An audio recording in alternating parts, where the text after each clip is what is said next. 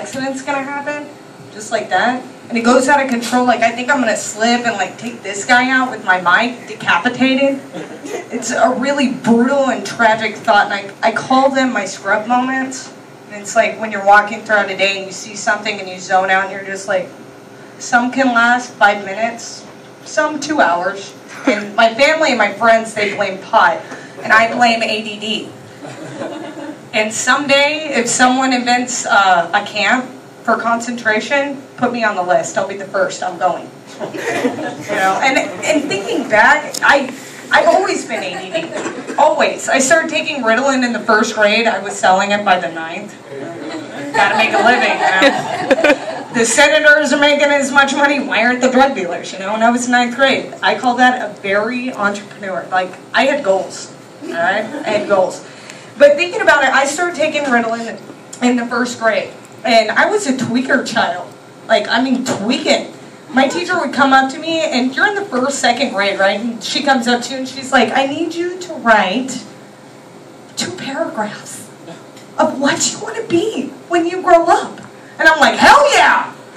And in 30 minutes, I return a novel. And I'm like, read this. And then I go and I color code the Legos, I alphabetize the books, I clean the playhouse, and then the whole time I'm telling her my life story. It's a very short one. You know, and I was always a weird child. I was very weird. And I call them phases, and everyone else calls them identity crisis. And just because I wasn't Mexican on the outside, it was in my corazón. And I had an argument with my sister that lasted about 30 minutes, screaming, it's in my corazón! I am Mexicano! And it's mainly because it was the closest I could get to Pocahontas, which was my childhood love. And by the way, that bitch was schizophrenic. She was listening to the voices in the wind. Of course, her tribe got fucked over. But I think back, and you remember middle school when you had that crowd of like Mexican girls, and they were very loud, and hairspray everywhere, and gold, with their names and their hoops. And if their name was like Maricela, they had Baby or Angel, you know? And you would hear them, even over the black people, you would hear like, and it always started out like a Mazda. You'd hear, nah, she don't even know, pendeja, she don't even know, he's crazy, he's crazy. He said that he wants me to have his baby. And I said, yes.